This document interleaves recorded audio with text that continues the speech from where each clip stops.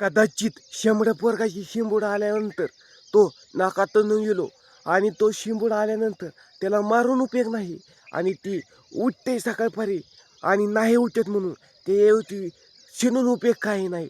लहानाचं मोठं झाल्यानंतर तो त्या पायावरती तोच पुढची प्रोसेस काय करायची करतो. आणि माझ्या काळजामधल्या भावा तुला सांगतो एक, ऐकून तरी जाशील का नाही सांग तरी. आणि तू करतोय तरी काय आहे, सकाळपारी उठतोय 9 वाजताच्या पुढून का तर उठू वाटत नाही सकाळी. सकाळपारी 5:30चं गजर लावण्यापेक्षा तू 6चा गजर सुद्धा लावू नको. 6ला नेमानं उठ. मायबाप उठायच्या अगोदर दिवस उगवल्यानंतर दिसतोय आणि दिवसाची सुरुवात अशी होऊन कर की पूर्णपणे दिवस असा अनमोल झाला पाहिजे. तर जसं की मी तुझ्याशी बोलतोय सकाळच्या 7 वाजल्यात नाही 6 वाजल्यात. माझ्या आजोबापाशी मी राहतोय, तिथून उठलो मी आणि तिथनं पुन्हा त्याला उठून मी झाडून लुटून किरसुनीनं काढलं. तिथलं शिरदं बाहेर बांधली. तिथून पुन्हा त्याला जनावराला वैरण टाकली. एक कालवड आहे त्याला वैरण टाकली. तिथनं पुन्हा त्याला शेण उचललं. तिथनं पुन्हा त्याला खाराट्यानं ती शेरड्याखालच्या लेंड्या उचलल्या. खाराट्यानं पुन्हा शेरडं बांधलेली तिथली लुटून टाकलं आणि तिथनं पुन्हा त्याला उठून मी पुन्हा त्याला इकडं तुमच्याशी बोलायला ह्या वातावरणात आलो. वातावरणात पण बोलण्यासाठी नाही, स्वतःसाठी वेळ देऊन हिंडायला शिका. सकाळपारी तर मोबाईल एक वेळेस हातातनं खाली राहू द्या. पण जिंदगीमध्ये आलं म्हणल्यावरती तुम्ही स्वतःहून विश्वास ठेवून करायला शिका. नाही की तुम्ही पूर्णपणे विश्वास जरी स्वतःवरती नाही ठेवला आणि म्हणलं काय कोण आणि तू करतोय तरी काय आहे, तू उठतोय तसं कामाला जातोय पण उभ्या जिंदगीमध्ये येळभर तरी चेहऱ्यावरती आनंद येतच नाही. करा पण होऊन तुला उठावं लागतंय माझ्या वाघा. आणि तुला संघर्ष झालेला कधीच वाया जात नाही, तुला समजून करावं लागतंय पूर्ण राजा. आणि उभ्या जिंदगीमधली कहाणीच्या पुढं चालत लागतंय स्वतःच्या पायावरती. चालत लागतंय स्वतःच्या पायावरती. नाही कोण म्हणणार आहे तुला ऐकू येत नाही, राहू दे तुला एक मिशन कानामधली आणून दे, तू सांग तरी.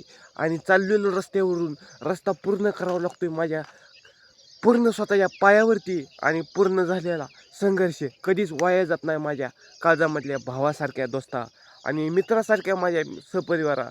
आणि सांगतो उभ्या जिंदगीमध्ये आपल्या सकाळची सुरुवात 6 वाजल्यापासून 1 तास शरीरासाठी हिंडण्यासाठी द्या आणि बाकीचा राहिलेला तास 12 तास काम आहे आपल्या जिंदगीमध्ये. आणि आल्यानंतर सकाळ नाही सकाळी 6 वाजता उठा आणि संध्याकाळी तुम्ही 8 नाही 9 या. तुम्ही खाता तसं एक 5-10 मिनिटेच मोबाईल बघा, नंतर झोपा आणि त्याला उठूच नका. सकाळपारी फिरून 6 वाजता उठा.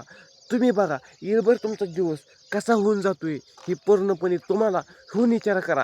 काय काय मायबाप बारक्यानं हो माझं लेकरासनी कामं सुधीक लावत नाहीत. असू दे माझं काम करून येते हे करतंय म्हणून त्यांची ती हातानं कामं करते, झाडून लुटून सगळं ती करते ती. आणि काय कायला मायबापापासून लांब राहते ती, त्यांना पूर्णपणे हातावरती करून खावं लागतं. आणि लांब लांब ठिकाणी दिल्लीलाही पोटासाठी नोकरीला आहेत ना, ते मायबापापासून दूर राहायचे. मायबापाची आठवणीची फक्त त्यांना मेसचं खावं लागतं. आणि मेसचं खाल्लेलं 100% नॅचरल कुठलंच नाही, 100% शुद्ध कुठलंच नाही आणि 100% घरचं क्वालिटी आहे तशी होऊन नाही. आणि पैशाच्या पुढं तो आपल्याला डबा 2,000 हो इकडं मराठवाड्यात 150 ते 2,000 रुपये 2,000 ह्या दरम्यान कमीत कमी आपण धरू. तिथं दिल्लीत मुंबईमध्ये 3,000 रुपये. आणि ती 3,000 रुपये आपण पूर्णपणे स्वतःच्या हातावर 1,000 रुपयाचं 500 रुपयाचा गहू कमीत कमी 10 किलो येतोय, मी आणतोय, मी पण स्वयंपाक करतोय. आणि मला माहीत आहे वयाच्या 18च्या अगोदर अंगावरती परपंच पडला आणि परपंच पण होऊन पडावा लागतो मायबापाच्या नाही. परपंच होऊन पडल्यानंतर समजतो आपण कसं लढायचं, कोणासंग कसं बोलायचं आणि पूर्णपणे पुन्हा ज्याला आपण यशस्वी होण्यापर्यंत आपण कसा पाऊल धरून चालायचं हे स्वतःला माहीत असतं.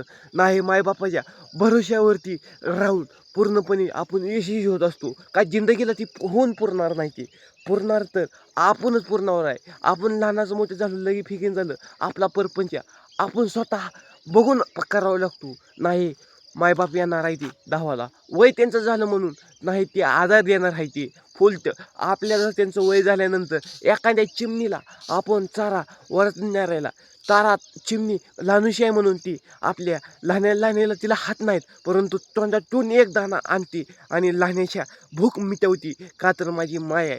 तसं माय आहे म्हणून उभ्या जिंदगीमध्ये लांब जाण्यापेक्षा स्वतःच्या हिमतीवरती तुम्ही म्हणत नाही मी, पण आपण केलं आहे म्हणल्यावर लाख लाख रुपये पगार आहे, पण लाख लाख रुपये त्याला किरकोळ आहे. लाख लाख रुपये पगार आहे माझ्या भावाला, पण तिकडं मुंबईला आहे, दिल्लीला, पण त्याला किरकोळ आहे. पण लाख रुपयेमधलं त्याच्या वेदना त्याला माहीत आहेत किती सोसावं लागतात, किती सोसावं लागतात. दोस्ताने आणलं तर त्यांच्याबरोबर पैसे खर्चावं लागतात.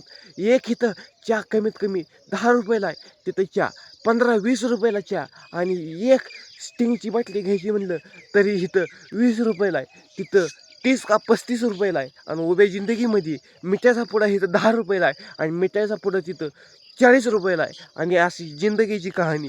इथली माती काळी आहे, पण तिथली माती दिसूनसुद्धा कशी आहे होऊन दिसत नाही. तसं उभ्या आयुष्यापर्यंत टिकून राहून पूर्ण यशस्वी व्हायची सुरुवात करा. आणि सकाळची सुरुवात सकाळपासून करायला शिका, नाही 10 वाजल्यापासून पुन्हा त्याला उद्याची सुरुवात. तसं की होऊन सुरुवात केलेली कधीही चांगली. आणि उभ्या जिंदगीमध्ये बोलायचा प्रयत्न केला तुमच्याशी आणि प्रयत्न केला तुमच्याशी आणि सांगू वाटत होतं तुम्हाला काहीतरी बोलावं म्हणलं म्या तरी. आणि उभ्या जिंदगीपर्यंत हा लाख रुपये 1.5 लाख रुपये कमवतो, पण त्याच्यासाठी किरकोळ आहेत. आणि आपण कमवतो 1000 न 15,000, पण आपल्यासाठी पण किरकोळ आहेत. जी तसं कमवतो तसा त्याचा खर्चही असतो आणि तशी क्वालिटीही देत असतो.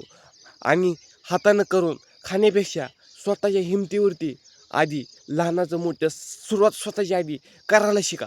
बारकं लहानूसं लेकरू पहिल्यांदा चालताना काय ती पळू शकत नाही. पहिल्यांदा चालताना तो पायावरती पूर्णपणे आधी चालू शकतो आणि नंतर पुन्हा त्याला तो हळूहळू सायकल नव्ह हळूहळू पायावर हातावर हात धरून मायबाप त्याला चालायला शिकवतात. नंतर तो हळूहळू बाबा बाबा बोल बोल ते म्हणला बाबा बाबा, ते पुन्हा त्याला त्याचा उच्चार होऊन पूर्ण येतो.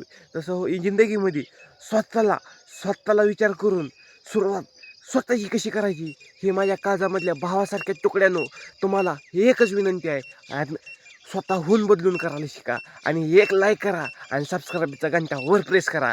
आणि तुमचा प्रश्न तुमच्या परे उपस्थित आहे. नाही पैसे सांगण्यासाठी भले मी पैसे घेतो, सांगायचा प्रयत्न तुमच्याहून नाही कवचितच सांगतात. आजच्या जमान्यामध्ये स्वतः पळत नाहीत, फक्त स्वतःसाठी पण वेळ देत नाहीत. दुसऱ्यासाठी वेळ देऊन उपयोग नाही. शिळी भाकर एक वेळेस स्वतःहून खाल्लेली उपयोगी, पण दुसऱ्याच्या तुकड्यावरती मन दावून काय उपयोग नाही. आणि ही स्वतःची लाकडाला एक घाव घातलेला लाकूड, हा लाकूड टिकून नाही राहत. तो घाव घातलेला त्याला घाव घातल्यानंतर तुला माहीत आहे ही लाकूड तुटणार आहे, मला आज मारून टाकणार नाहीत, तोडणार आहे, पण ती माहीत आहे त्या लाकडाला वेदना आता मला सहनच करावं लागतात. तशा उभ्या आयुष्यापर्यंत दोष देऊन उपयोग कोणाला नाही. झोपा काढायच्या वेळात झोपा काढून उपयोग नाही. लढ माझ्या वाघा, अजून पण वेळ आहे. संधीचं सोनं कर. कुलूप हा चावीनं उघडतोय म्हणल्यावरती कुलूप हा हातोड्यानं सुधी उघडू शकतोय, फक्त त्याच्यावरती घाव घालून चिलबिला होऊ शकतोय. तसं उभ्या आयुष्यामध्ये आपण उशीर करल चांगल्या कामाला, तिथं चिलबिला झाल्याशिवाय स्वतःहून राहणार नाही. आणि हे होऊन ध्यानात राहायला शिकायला विसरू नका. धन्यवाद. भेटू पुन्हा नवीन एका चांगल्या रस्त्यानं. स्वतः बदलायला शिका. हा.